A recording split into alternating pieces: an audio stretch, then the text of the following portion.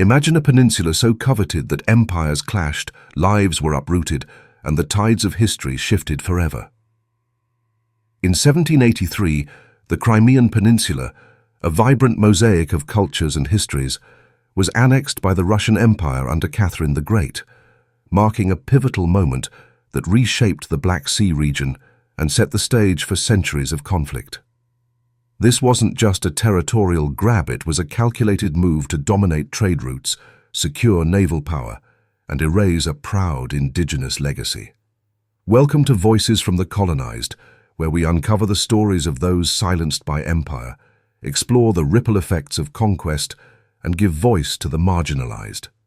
Like, share, and subscribe to join us on this journey, and check the description for links to help us financially support this mission of truth-telling. The historical context of Crimea before 1783. To understand the annexation of Crimea in 1783, we must first step back into the vibrant and complex world of the Crimean Khanate, a state that thrived from 1441 until its fall. Situated on the northern shores of the Black Sea, Crimea was a cultural crossroads, home to the Crimean Tatars, a Turkic-speaking Muslim people descended from the Mongol Golden Horde and local populations. The Khanate, established by Giray in 1441, became an Ottoman protectorate in 1475, with its southern coast directly governed by the Ottoman Empire as the Kafa Eyalet. This strategic position made Crimea a hub for trade, particularly the notorious slave trade, where captives from neighboring regions like Poland, Lithuania, and Muscovy were sold to the Ottoman Empire. The Crimean Khanate was no mere vassal state. It wielded significant autonomy, conducting raids that both enriched its economy and antagonized its neighbors. These raids, part of the so-called Crimean slave trade, were a source of tension with the rising Russian Empire, which sought to curb this practice and expand its influence southward. By the 18th century, Russia, under leaders like Peter the Great and later Catherine II, saw control of the Black Sea as essential for trade and military dominance. Crimea, with its natural ports like Sevastopol, was the key to this ambition. The Russo-Turkish War of 1768–1774 set the stage for the annexation. Russia's victory culminated in the Treaty of Küçükkaynarca in 1774, which nominally granted the Crimean Khanate independence from the Ottoman Empire, but placed it under Russian influence. This independence was a facade, as Russia meddled in Crimean politics, installing puppet rulers like Giray, who faced repeated uprisings from the Crimean Tatar nobility. These revolts, coupled with Ottoman ambivalence and internal strife, created a power vacuum that Russia exploited. The road to annexation, Russian ambitions and Crimean instability.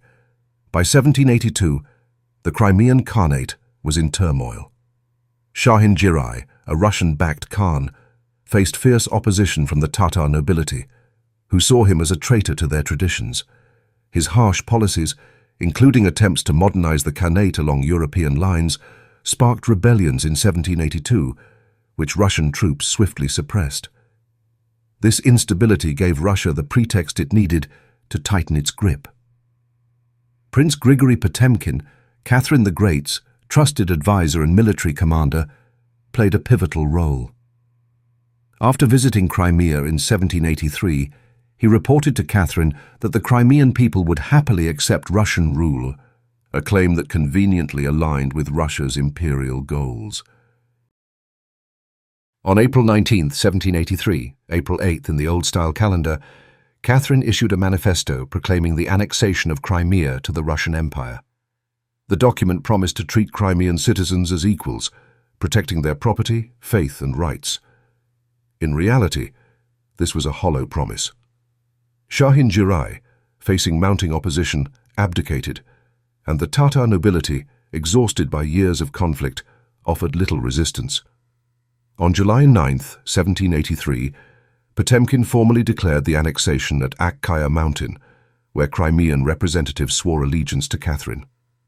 The Ottoman Empire, weakened by defeat, reluctantly recognized the loss in the Treaty of Constantinople, signed on December 28, 1783, The Mechanics of Annexation. A colonial blueprint, the annexation of Crimea was not a spontaneous act, but a carefully orchestrated campaign. Russia's strategy involved destabilizing the Khanate through political interference, military presence, and propaganda. Catherine's manifesto framed the annexation as a benevolent act to save Crimea from misgovernment, a narrative echoed in Russian diplomacy to quell European protests. France lodged a minor objection, but Russia deflected it by comparing Crimea's annexation to France's annexation of Corsica, effectively silencing critics. The establishment of Sevastopol as a naval base was a cornerstone of the annexation. Chosen for its deep, year-round, warm-water port, Sevastopol became the home of Russia's Black Sea Fleet, giving the empire unparalleled control over the region. This move not only secured Russia's military dominance, but also facilitated trade and colonization. The annexation also marked the end of the Crimean slave trade, which Russia used as a moral justification, though its primary motives were strategic and economic. Catherine's administration moved quickly to integrate Crimea into the empire. In 1784, Crimea was organized as the Taurida Oblast, with Potemkin appointed as its governor. Russian settlers were encouraged to move to the peninsula, while Crimean Tatars faced displacement and marginalization. This policy of de-Tatarization involved pushing out the indigenous population and replacing them with Slavic settlers, a tactic that foreshadowed later colonial practices. The human cost: Crimean Tatars and the Black Century. The annexation's most devastating impact was on the Crimean Tatars, who entered what they called the Black Century. Thousands fled to Ottoman territories, particularly Anatolia, forming an influential exile community in Constantinople that lobbied for the restoration of the Khanate. Those who remained faced harassment, forced resettlement, and cultural erasure.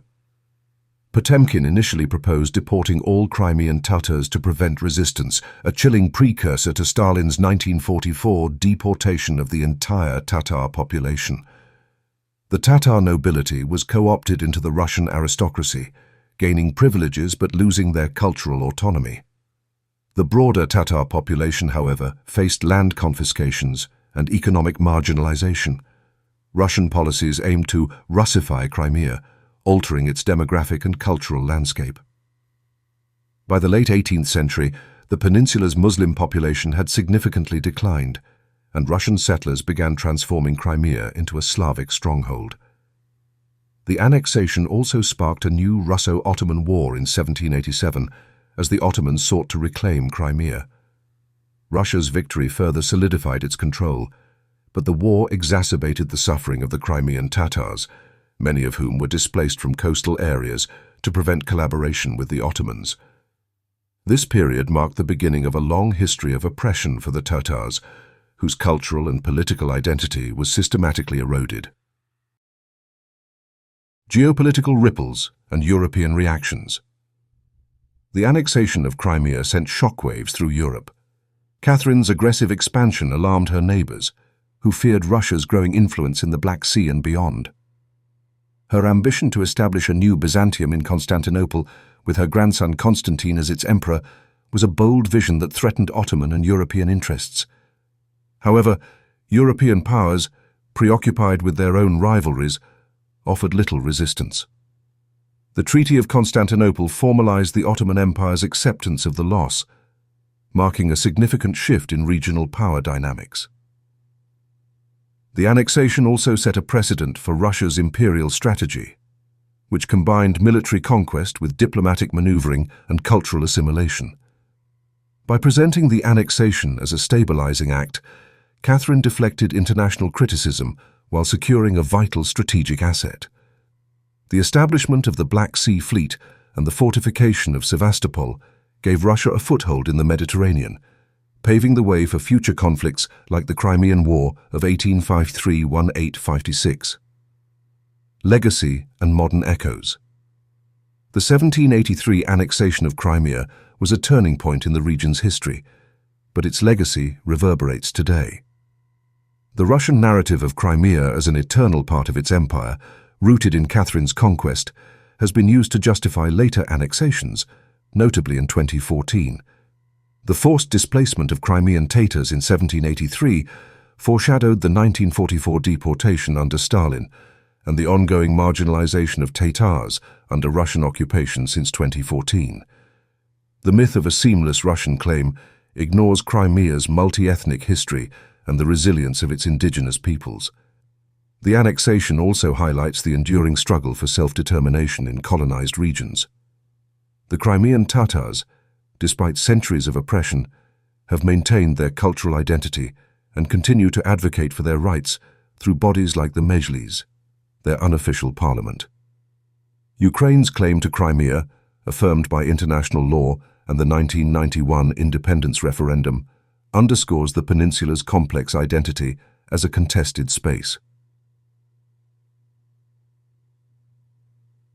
Conclusion: amplifying the silenced voices. The annexation of Crimea in 1783 was more than a territorial conquest. It was a colonial project that reshaped a region and its people. Catherine the Great's ambition secured Russia's dominance in the Black Sea, but came at the cost of Crimean Tatar autonomy, setting a precedent for centuries of cultural erasure and displacement. By revisiting this history, we honor the resilience of those who resisted empire and amplify the voices of the colonized. Join us on Voices from the Colonized as we continue to uncover these stories. Like, share, and subscribe to stay connected, and visit the links in the description to help us financially sustain this mission. Together, let's ensure that history's silenced voices are heard.